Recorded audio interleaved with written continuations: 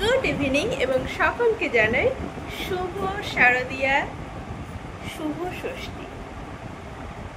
আজকে ষষ্ঠী সন্ধে আমরা বেরোচ্ছি, আমি আর মা দুজনে মিলে রেডি হয়েছি। এখন সন্ধে 7:30 বাজে। আর এই হচ্ছে আমার আউটফিট, এটা আমার লুক।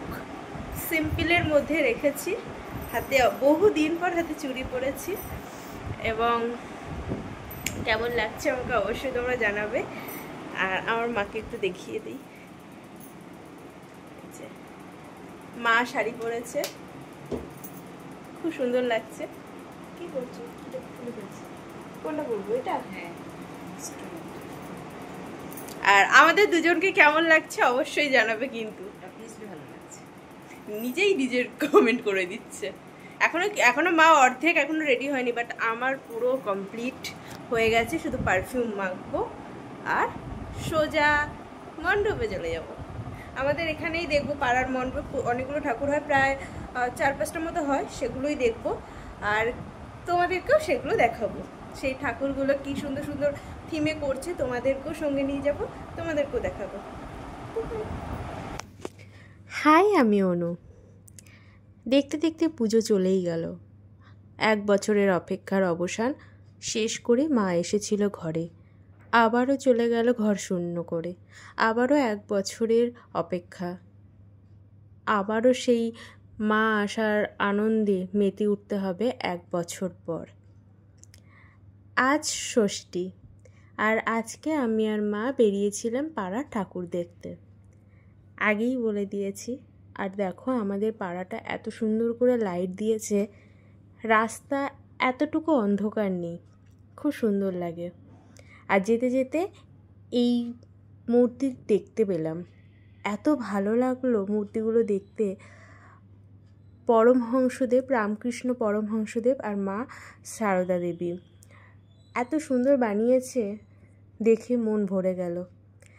আর সারা 1 নম্বরটা পুরো আলোয় আলো হয়ে উঠেছে। যেদিকে দেখবে শুধু আলো, শুধুই আলো, গলি থেকে শুরু করে রাস্তাঘাট সব। আমরা প্রথম পাড়ার ঠাকুরটা দিকেই শুরু করলাম। এটি আমাদের পাড়ার ঠাকুর। কি সুন্দর সাজিয়েছে না, ছোটোখাটো থিমের মধ্যে করার চেষ্টা করে। আর এটা এবারেও তাই করেছে, চাকা টাকা দিয়ে করেছে, চক্র টাইপের, খুব সুন্দর। আর এই মন্দিরটায় তোমাদের আগেও এনেছি আমি, শ্রাবণ মাসের শেষ সোমবার যখন করেছিলাম তখন এই মন্দিরে তোমাদেরকে এনেছি। সেই মন্দিরেই মা দুর্গার পুজো হয়ে থাকে। এবং সবথেকে আনন্দের কথা যেটা, মায়ের একটাই রূপ, একটাই মা, অথচ তার ভিন্ন রূপ। আর এই মন্দিরে তার 2টো রূপেরই পুজো হয়, একদিকে মা কালী আর একদিকে মা দুর্গা। মানে এত ভালো লাগছে যে একটাই মন্দিরে 2টো মায়ের দর্শন। আর মা দুর্গার মুখটা কি সুন্দর লাগছে না। প্রতি বছরই এখানে সুন্দর সুন্দরভাবে মুখ তৈরি হয়, মায়ের মূর্তি তৈরি করা হয়। আর এই যে আমাদের মা কালী মন্দিরে প্রতিষ্ঠিত দেবী, এবং সেই সঙ্গেই মা দুর্গা। সত্যি এই দৃশ্য বলার বাইরে, যে কী সুন্দর লাগছে সেটা বলার বাইরে। তারপর আমরা চলে গিয়েছিলাম আর একটা মন্দিরে। এই হচ্ছে এখানে এন্ট্রিটা খুব সুন্দর, খুব সুন্দর লাইট দিয়ে করা। এটা প্রত্যেক বছরই থিমের ওপর হয়। এখানে যে কটা পুজো হয় সব কটা পুজোই থিমের ওপরে হয়। এটাও থিমের ওপরেই একটা করা হয়েছে, ছোটোখাটো থিমের ওপরে। কিন্তু ঠাকুরটা খুব সুন্দর, খুবই সুন্দর। ঢোকার আগেই তোমাদের আগে প্যান্ডেলটা দেখিয়ে দিলাম, কি সুন্দর কারুকার্য করা, ছোট ছোট সূক্ষ্ম সূক্ষ্ম কাজ। সামনেই ঢোকার মুখে মহাদেব ছিল। তারপরে মায়ের দর্শন পেয়েছি। এই হচ্ছে মহাদেবের মূর্তি, ঢোকার মুখেই ছিল। এত সূক্ষ্ম সূক্ষ্ম কাজ, এত সুন্দর করেছে প্যান্ডেলটা। এই যে কি সুন্দর সুন্দর সব জগন্নাথ দেব, মহাদেব, সব মানে প্রত্যেকটা দেওয়ালে মায়ের মন্দিরে কাজ করা রয়েছে। আর এই হচ্ছে মা, সত্যি ভাষার বাইরে এটা। আর সবথেকে শান্তির বিষয় কি জানো তো, ঢাকের আওয়াজ, বহুদিন পর ঢাকের আওয়াজ শুনেছি। আর তার মধ্যে মন্ত্র উচ্চারণ, পুরোহিত মশাইয়ের। ষষ্ঠীর দিন ঘট পুজো হয়েছে, এত ভালো লেগেছে আমার, মানে আমি কতক্ষণ দাঁড়িয়ে শুনেছি তার কোনো মানে ভাষা নেই, খুব সুন্দর লাগছে।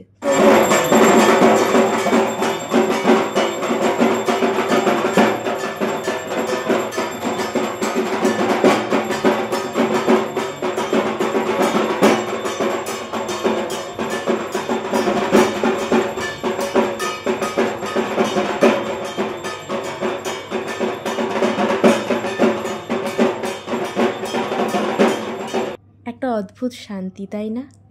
তারপর ওখান থেকে বেরিয়েই রাস্তা দিয়ে আরেকটা মন্দিরে যাচ্ছিলাম। যাওয়ার পথে এখানে এই ছোট্ট মায়ের মুখটা দেখলাম, যেটা একটা ফ্ল্যাটের মধ্যে করা হয়েছিল। সেখানেও দর্শন করলাম, করে আর একটা মন্দিরে গিয়েছিলাম। এখানেও খুব সুন্দরভাবে প্যান্ডেলটা করা হয়েছিল। অন্যান্য বারে ভালো আরও বড় করে, বাট এবারে দেখলাম একটু ছোট করে করেছে। আর এখানেও মাটা দেখো কি সুন্দর না, এক এক শিল্পীর হাতে তৈরি এক এক রকমের দুর্গা মূর্তি। এখানেই বোঝা যায় মানুষের কত প্রতিভা। সত্যি এখানেও কি সুন্দর লাগছিল। তারপর ওখান থেকে বেরিয়ে আর একটা মন্দিরে যাচ্ছিলাম রাস্তা দিয়ে, মেন রোডের পাশে। এখানেও থিমের পুজো হয়। এটা মা কালীর থিমের ওপরে একটা করা হয়েছিল। বাট ভেতরে দেখো তোমরা, গাছপালা, এত সুন্দর দৃশ্য, মনে হচ্ছে যেন মা আসার আনন্দে শুধু মানুষ নয়, প্রকৃতি আজ ভীষণ খুশি। প্রকৃতি যেন নানাভাবে জানান দিচ্ছে যে মা এসেছে। লাইটিং পড়াতে গাছগুলো কি সুন্দর লাগছে, গাছের মানে পাতাগুলো রং বেরঙের হয়ে উঠেছে। আর এইখানে যে থিমটা করেছে, কি মানে মা কালীর মন্দির, মা কালীর মুখের ওপরে। বাট সত্যি কথা বলতে এত সুন্দর, এই জায়গাটাও আমার মায়ের খুব পছন্দ হয়েছে। তারপরে যেখানে মায়ের মূর্তি আছে মা দুর্গার, সেই থিম সেটা করেছে। আবার ঢোকার মুখে মহাদেব রয়েছে, নটরাজের মূর্তি দেওয়া রয়েছে। এত সুন্দর, মানে বলার কিছু নেই। আর ভেতরটা দেখো কি সুন্দর, ভেতরটা ছোট্ট ছোট ছোট ছোট কাজ। এই চারিদিকে শুধু মায়ের মুখ। আর এই মূর্তিটা দেখো কি মায়া জড়ানো মুখ তার, যে শিল্পী করেছে সত্যি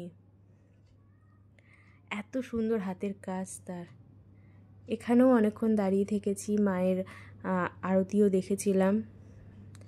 দেখো ছোট্ট ছোট্ট কাজ, ভিড়ও হয়েছিল ভালোই। আমাদের পাড়ায় যে কটা পুজো হয় সত্যি দেখার মতো পুজো হয়।